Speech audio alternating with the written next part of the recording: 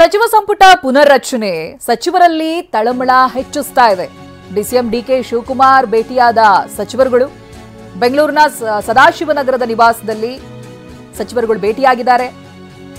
DK ಶಿವಕುಮಾರನ್ನ ಭೇಟಿಯಾಗಿದ್ದಾರೆ. Priyank Kharge ಹಾಗೆ K H Muniyappa.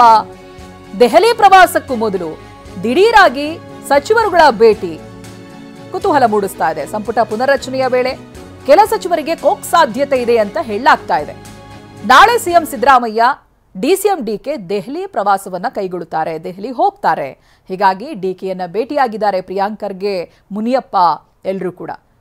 ಸಚಿವ ಸಂಪುಟ ಪುನರ್ರಚನೆಯ ಚರ್ಚೆ ಜೋರಾಗ್ತಾ ಇದೆ. ಆಕಾಂಕ್ಷಿಗಳ ಪಟ್ಟಿ ಕೂಡ ದೊಡ್ಡದಾಗಿದೆ. ಇದರ ನಡುವೆ ಡಿಸಿಎಂ ಡಿಕೆ ಶಿವಕುಮಾರ್ ಹಾಗೆ ಸಿಎಂ ದೆಹಲಿಗೆ ತೆರಳೋದಕ್ಕೂ ಮುಂಚಿತವಾಗಿ ಡಿಸಿಎಂ ಡಿಕೆ ಶಿವಕುಮಾರ್ರನ್ನ ಹಲವು ಸಚಿವರುಗಳು ಭೇಟಿಯಾಗಿದ್ದಾರೆ.